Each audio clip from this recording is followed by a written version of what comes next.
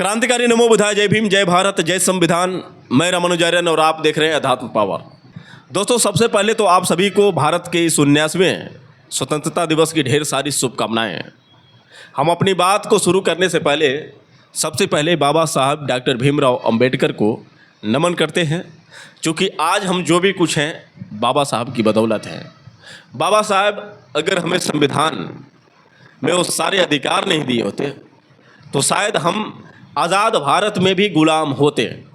लेकिन आज हमें जो आज़ादी मिली है तो बाबा साहब डॉक्टर भीमराव अंबेडकर के बलबूते मिली है, वरना हम आज़ाद तो अंग्रेज़ों से हो गए, लेकिन कहीं ना कहीं हम मनवादी व्यवस्था से आज़ाद नहीं हुए थे। और बाबा साहब डॉक्टर भीमराव अंबेडकर के अथक प्रयासों से, बाबा साहब के उस कलम की पावर की वजह से आज हमें एक ताकत मिली और आज हम स्वतंत्र रूप से आज़ाद हैं, तो बाबा साहब डॉक्टर भीमराव अंबेडकर की वजह से है। ये दुर्भाग्य है कि बाबा साहब डॉक्टर भीमराव अंबेडकर ने तो सारे अधिकार दे दिए, समानता का अधिकार दे दिए, सभी को स्वतंत्र रहने की आज़ादी मिली, सभी को धर्म को चुनने की आज़ादी मिली, सभी अपने अपने धर्म को अपने हिसाब से मान सकते हैं। लेकिन दुर्भाग्य देखिए कि आज भारत में कहीं ना कहीं सिर्फ एक ही धर्म को तवज्जो दिया जाता है, बाकी अन्य धर्मों को कहीं ना कहीं नीचे दृष्टि से देखा जाता है। और इसीलिए जो है भारत से लगभग बौद्ध धर्म से लेकर कई ऐसे धर्म हैं जो कहीं ना कहीं खतरे में बने हुए हैं। और इसका पूरा जो मैं आपको बता दूं कि जिम्मेदार कहीं ना कहीं ये बीजेपी सरकार, आरएसएस और तमाम जो भी मनवादी विचारधारा के लोग हैं। मैं आप सभी को स्वतंत्र दिवस के अवसर पर ख़ास तौर से इसी मुद्दे को लेकर आज एक वीडियो बनाया हूं, जो आपको अच्छी तरह से समझनी चाहिए कि हम स्वतंत्र भारत में भी किस तरह की ज़िंदगी जी रहे हैं। आज हर रोज़ कहीं ना कहीं धर्म और जाति को लेकर हिंसा हो रही है। हमेशा जाति और धर्म के नाम पर अपने भारत में बांटने का काम किया जा रहा है। वो भारत कभी सोने का चिड़िया कहा जाता था, कभी भारत को एक ऐसा राष्ट्र माना जाता था कि भले ही इसमें कई धर्म होते हैं, भले इसमें कई जातियां होती हैं, लेकिन इसके बावजूद भी भारत एक है। तभी तो कहा जाता था कि मेरा भारत महान। लेकिन दुर्भाग्यवश वो नारे पीछे छूट गए। लेकिन आज जो है भारत में रहना है तो हिंदू बन के रहना है, वरना और धर्म में किसी भी प्रकार की इज्जत नहीं मिलेगी। ये सबसे बड़ी बात है साथियों, इस पर हम विशेष चर्चा करेंगे। सबसे पहले मैं आपको बता दूं कि भीम आर्मी चीफ वनगिना सांसद चंद्रशेखर आज़ाद ने भारत के तमाम उन देशवासियों को स्वतंत्रता दिवस की ढेर सारी शुभकामनाएं दी है। वो 14 अगस्त को लाइव आ रहे थे, लेकिन कहीं ना कहीं नेटवर्क की प्रॉब्लम की वजह से रात 8 बजे जो लाइव आने वाले थे, लेकिन लाइव नहीं आ पाए। इसके बावजूद भी उन्होंने सफ़र के दौरान ही 2-4 मिनट का वीडियो बनाया, जिसमें सभी देशवासियों को उन्होंने स्वतंत्र दिवस की ढेर सारी शुभकामनाएं दी। उन्होंने ये कहा कि मैं गोरखपुर से आया और सोचा कि लाइव मैं आप सबके बीच में आऊं, लेकिन अभी सफ़र में हूं और चूँकि नेटवर्क की समस्या है, इस वजह से मैं लाइव नहीं आ पाया। 2-3 दिन के बाद लाइव आऊँगा, चूँकि बहुत ज़रूरी मुद्दे हैं। खासतौर से चंद्रशेखर आज़ाद ने आज़ादी को लेकर सबसे बड़ी बात कही। उन्होंने कहा कि पहली आज़ादी अंग्रेज़ों से मिली, दूसरी आज़ादी कहीं ना कहीं मनवादी विचारधाराओं से बाबा साहब डॉक्टर भीमराव अंबेडकर ने दिलाई, लेकिन तीसरी आज़ादी वो कौन सी आज़ादी है, इस पर वो विशेष चर्चा करेंगे।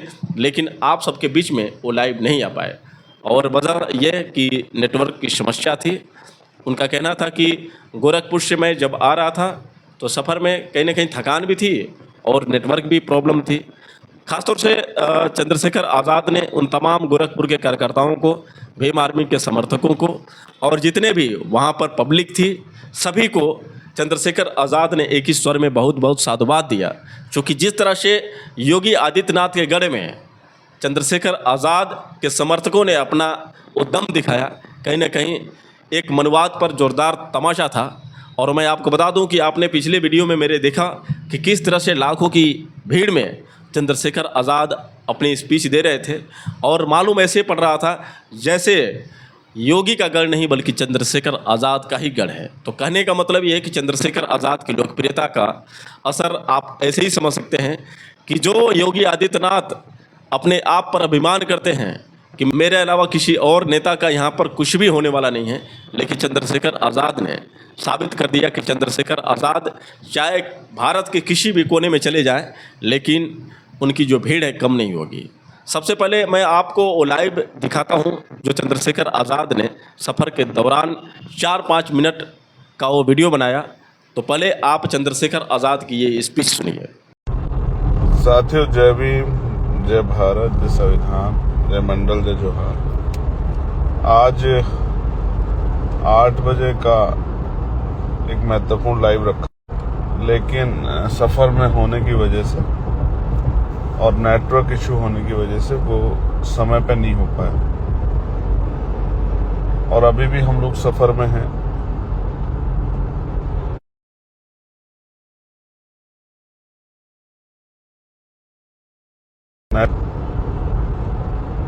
स्वतंत्रता दिवस की हार्दिक बधाई देता हूं। मैं पुनः कोशिश करूंगा कि 1 या 2 दिन बाद फिर से लाइव आके जिस विषय पे मैं आपसे बात करना चाहता था उस विषय पे आपसे बात रखूं। अभी क्योंकि आपको इन्फॉर्मेशन तो देनी ही थी, तो सबसे पहले मैं सभी महापुरुषों को याद करता हूं, और मेरे मन में कुछ बहुत महत्वपूर्ण था आप लोगों से कहने के लिए, लेकिन मैं उसकी गंभीरता को, विषय की गंभीरता को समझते हुए अभी इस सिचुएशन में तो आपसे वो बात नहीं कहना चाहता। मैं चाहता हूं कि जब मैं इसके बाद ये लाइव करूं तो आप अपने कॉपी और पेन लेके जरूर बैठें, जो पदाधिकारी कार्यकर्ता साथी हैं, जिससे मेरे द्वारा जो बताया जाए उसको आप नोट कर सको और उस पर काम कर सको। 15 अगस्त 1947 को भारत आजाद हुआ था। अंग्रेजों से आजादी क्रांतिकारियों ने संघर्ष किया, उसके बाद प्राप्त हुई। तो वो एक आजादी की लड़ाई थी, जो देश में जो गुलामी की बेड़ियां पड़ी थी उनको काटने के लिए, लेकिन बहुजन समाज के लोगों के पैरों में, गले में जो बेड़ियां पड़ी है अभी, अन्याय, अत्याचार, जुर्म, जाति, अधिकारों के साथ बड़े बड़े छेड़खानी, घोटाले, और अभी भी सामाजिक आर्थिक गैर बराबरी चरम पे है। इस आधार पे मैं ये कहना चाहता हूं कि एक और आज़ादी की लड़ाई, तीसरी आज़ादी की संघर्ष हम लोगों को करने के लिए तैयार होना चाहिए। तो मैं बहुत जल्द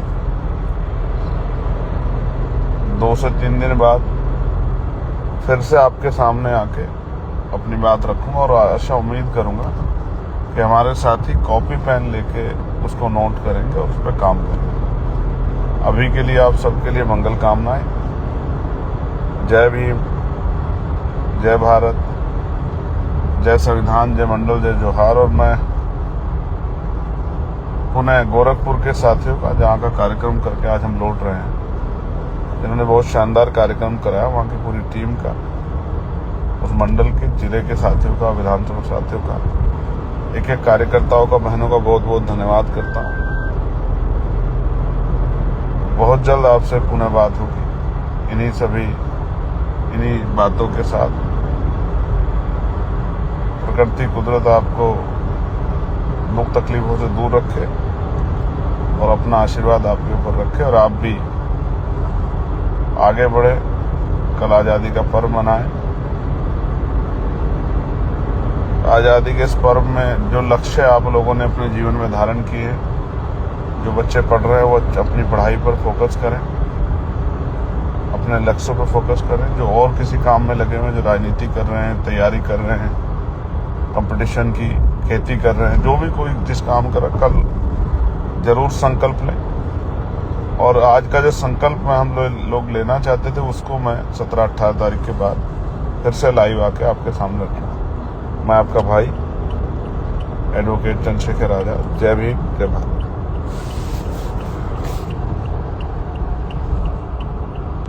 तो दोस्तों, आपने सुना किस तरह से भीम आर्मी चीफ चंद्रशेखर आज़ाद ने अपनी सारी वो समस्याएं बताई और ख़ास तौर से ये ज़रूर बताया कि तीसरी आज़ादी को लेकर हमें अलर्ट रहने की ज़रूरत है, तीसरी आज़ादी के संघर्ष की ज़रूरत है।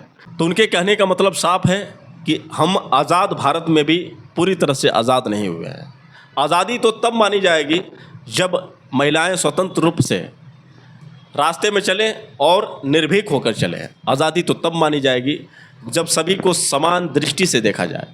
लेकिन आज़ादी हम कैसे मान सकते हैं इस भारत में जो यादवों को किस तरह से शर्मसार किया गया, उनकी चोटी काटी गई, उनके ऊपर महिला का मूत्र छिड़क कर उनको शुद्ध किया गया।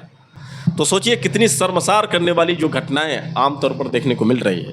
अभी 3-4 दिन पहले किस तरह से मुस्लिम मकबरे के ऊपर चढ़कर आतंकवादियों ने, सनातनियों ने पूरी तरह से वहाँ पर कब्जा करने की कोशिश की, वहाँ पर पुलिस के बैरिकेड को तोड़ा, वहाँ पर जाकर जिस तरह से भगवा झंडा फहराया।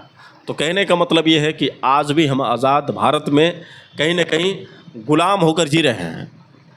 दोस्तों, अंग्रेज़ तो चले गए, लेकिन कहीं ना कहीं वो अपने जो मंत्र हैं यहाँ पर छोड़कर चले गए कि फूट डालो, राज करो। और वही जो है कहीं ना कहीं बीजेपी सरकार, आरएसएस की सरकार ये करती नज़र आ रही है। आपस में फूट डालकर किस तरह से राजनीति कर रही है और किस तरह से एक ही धर्म को, विशेष तौर पर हिंदू धर्म को तवज्जो दे रही है। हिंदू धर्म का वर्चस्व बनाने के लगातार प्रयास किए जा रहे हैं। हर जगह मंदिर का निर्माण किया जा रहा है, स्कूलों को बंद किया जा रहा है, शराब की दुकानें खोली जा रही हैं। तो आप समझ सकते हैं कि भारत किस दिशा में आगे बढ़ रहा है। सोचिए, स्कूल बंद किए जा रहे हैं, यानी आपके बच्चों को स्कूल में ना भेजकर कहीं ना कहीं सरकार प्लान बना रही है कि वो मधुशाला की तरफ बढ़े। पाठशाला छोड़ो, मधुशाला की तरफ बढ़ो। और सबसे बड़ी बात यह है कि सरकार जो है कहीं ना कहीं आप सबके बच्चों को पाखंड में ढकेलने का प्रयास कर रही है। आपके बच्चे मंदिर में जाएंगे तो कहीं ना कहीं वही वेद ग्रंथ गीता में उलझे रहेंगे, और स्कूल में जाएंगे तो कहीं ना कहीं वो शिक्षा ग्रहण करेंगे। शिक्षा ग्रहण करेंगे तो जागरूक होंगे तो कहीं ना कहीं अपने हक अधिकारों के लिए लड़ाई लड़ेंगे। लेकिन सरकार तो चाहती है कि आप गुलाम बनकर रहें। आपकी गुलामी उन्हें पसंद है, आपकी आज़ादी पसंद नहीं है। तो कुल मिलाकर किस तरह से भारत देश को गुलाम बनाने का प्रयास किया जा रहा है। एक अंग्रेज़ तो गए, लेकिन दूसरे अंग्रेज़ यहाँ पर हैं। आप अच्छी तरह से जानते हैं कि जो आर्य थे उनका जो डीएनए टेस्ट हुआ था तो कहीं ना कहीं उनका जो ब्लड है वो अंग्रेज़ों से ही मिला था। और ये इतिहास गवाह है कि सबसे पहले यहाँ पर मूल निवासियों को किस तरह से गुमराह करने का काम किया गया, और वो आर्य कैसे यहाँ पर भारत में आए, किस तरह से मूल निवासियों के ऊपर इन्होंने दबाव बनाया, किस तरह से उन्होंने मूल निवासियों को गुलाम बनाया। इसीलिए तो बाबा साहब डॉक्टर भीमराव अंबेडकर ने कहा था कि दलित जो समाज है कहीं ना कहीं 2 गुलामियों से जूझ रहा है, एक तो अंग्रेज़ों की और दूसरे मनवादियों की। तो कहने का मतलब यह है कि भारत आज़ाद है, लेकिन फिर भी दलित और गरीब समाज के लोग कहीं ना कहीं अभी भी गुलाम हैं, और उनकी गुलामी कैसे दूर होगी आपको ये तय करना है। और ख़ास तौर से स्पेशल बाबा साहब डॉक्टर भीमराव अंबेडकर को हम धन्यवाद देते हैं, बार बार धन्यवाद देते हैं। और आज जो ज़िंदगी है कहीं ना कहीं बाबा साहब की बदौलत है। अगर बाबा साहब संविधान नहीं लिखे होते तो शायद हम आज़ाद नहीं होते, इस तरह से स्वतंत्र आपके सामने बैठकर इस तरह से बात नहीं कर पाते। लेकिन ये जो अधिकार है कहीं ना कहीं ये मनवादी विचारधारा के लोग हमसे छीनना चाहते हैं। अब हम कैसे ये कहें कि हम स्वतंत्र भारत में आज़ाद हैं, कैसे हम कहें कि हम पूरी तरह से आज़ाद हो गए। सिर्फ एक दिन झंडा फहराते हैं, कहते हैं कि हम आज़ादी का जश्न मना रहे हैं, लेकिन दुर्भाग्य कि एक दिन आज़ादी मनाने के बाद फिर से हमें ऐसा मालूम पड़ता है कि कोई हमें गुलाम बनाने की कोशिश कर रहा है, कोई हमें अपने इशारों पर नचाने की कोशिश कर रहा है। लेकिन सोचना तो आपको है, समझना तो आपको है कि कब तक हम किसी और के इशारे पर नाचते रहेंगे, कब हम बाबा साहब डॉक्टर भीमराव अंबेडकर के विचारों को समझेंगे। बाबा साहब ने कहा था कि ये जो तुम्हें आज़ादी मिली है ये किसी की दया भीख नहीं है, ये तुम्हारी आज़ादी दिलाने के लिए तुम्हारे हक और अधिकार को दिलाने के लिए मैंने खून पसीने एक कर दिया है। बाबा साहब डॉक्टर भीमराव अंबेडकर ने कहा था कि अधिकार मांगने से नहीं, छीनने से मिलता है। हिंदू धर्म छोड़ना गुलामी की जंजीर तोड़ने के बराबर है। मैं ब्रह्मा विष्णु महेश की पूजा नहीं करूँगा। जो तुम देवी देवताओं की पूजा करते हो ये तुम्हारे पूर्वजों के हत्यारे हैं। बहुत सारी 22 प्रतिज्ञाएं में बाबा साहब डॉक्टर भीमराव अंबेडकर ने हमें समझाने का प्रयास किया है, लेकिन ये समझने वाली बात तो हमारे अंदर है, हम समझेंगे या नहीं समझेंगे। बाबा साहब ने कहा कि 100 वर्ष घुट घुट कर जीने से बढ़िया एक दिन शान से जीकर मर जाओ। और एक और चीज़ है कि जुर्म करने वाले से गुनाहगार जुर्म सहने वाला होता है। तो बहुत सारे बाबा साहब डॉक्टर भीमराव अंबेडकर के विचार हैं जो हमें समझने की ज़रूरत है। और जब हम बाबा साहब के विचारों को अपने ऊपर अमल करेंगे तो कहीं ना कहीं हम गुलामी की बेड़ियों से आज़ाद हो जाएंगे और हम एक नई ताकत बनेंगे। क्योंकि ये देश हमारा है, देश की चिंता सबसे ज़्यादा हमें होनी चाहिए, क्योंकि मूल निवासी हम ही हैं। आर्यों का जो हम पर अटैक हुआ और आर्यों ने जिस तरह से हमें गुलाम बनाया, कहीं ना कहीं उनको हमें कैसे भगाना है, कैसे हमें स्वतंत्र भारत में स्वतंत्र ज़िंदगी जीनी है, ये तो हमें तय करनी होगी। तो दोस्तों, बहुत सारी शुभकामनाएं स्वतंत्र दिवस की। और आप लोगों को मेरी राय कैसी लगी आप लोग कमेंट करके बताएं, और हो सके तो इस वीडियो को ज़्यादा से ज़्यादा शेयर करें। फिर मिलेंगे अगले वीडियो के साथ, तब तक के लिए क्रांतिकारी नामों बुधाए। जय भीम।